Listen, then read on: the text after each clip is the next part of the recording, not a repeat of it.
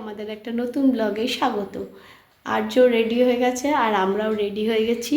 আজকে 26-এ আমরা বিষ্ণুপুরের পোড়ামাটির হাটে যাচ্ছি। এখন দেখি নতুন কিছু দেখতে পাই কিনা। আমরা এর আগে অনেকবার গেছিলাম, আরেকবার যাচ্ছি। আমরা পোড়ামাটির হাটে পৌঁছে গেছি। এই যে পেছনে পোড়ামাটির হাট দেখতে পাচ্ছেন, লোকজনও এসেছে। এখানে অনেক রকম জিনিসপত্র পাওয়া যায়, বেশিরভাগই হচ্ছে হাতে তৈরি জিনিসপত্র, পোড়ামাটির তৈরি জিনিসপত্র, ঘোড়া, কাপ ডিশ, তারপরে ঠাকুরের মূর্তি সব বসেছে। আজকে 26 বলে অনেক ভিড়টা কম আছে, কারণ অনেক চারপাশে অনেক মানে ফাংশন হচ্ছিল, সেই জন্য এখানে ভিড়টা একটু কম আছে। আর আমরা 6:30টার পর এসেছিলাম, তো একটু সন্ধেও হয়ে এসেছিল।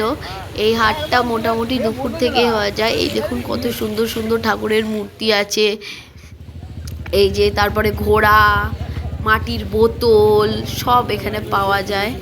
আমরা এখান থেকে অনেক কিছুই নিয়েছি, ঠাকুরের মূর্তি থেকে শাক থেকে শুরু করে সব কিছুই পেয়ে যাবেন আপনারা এখানে এসে। ঘর সাজানোর জিনিসও খুব সুন্দর সুন্দর পাওয়া যায়। এর আগে আমরা যতবার এসেছি কিছু না কিছু নতুন নতুন নিয়ে গেছি। এই দিকটাতে খাবার দাবারের বিভিন্ন স্টল বসে, কারণ মানুষের ঘুরতে বেড়াতে এলে খিদেও পেয়ে যায়।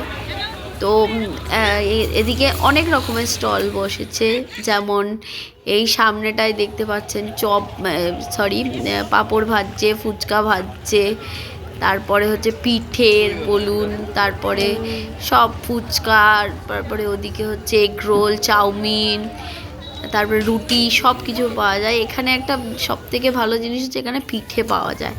এই যেমন আমরা পাপড়ি চাট আর ফুচকা খেয়েছিলাম, তারপরে ওর বাবা ফুচকা খাচ্ছে, আর তারপরে আমরা ধোসার ওখানে চলে গেছিলাম। তারপরে আমরা ধোসা খেয়ে ফাইনালি বাড়ি চলে এসেছিলাম।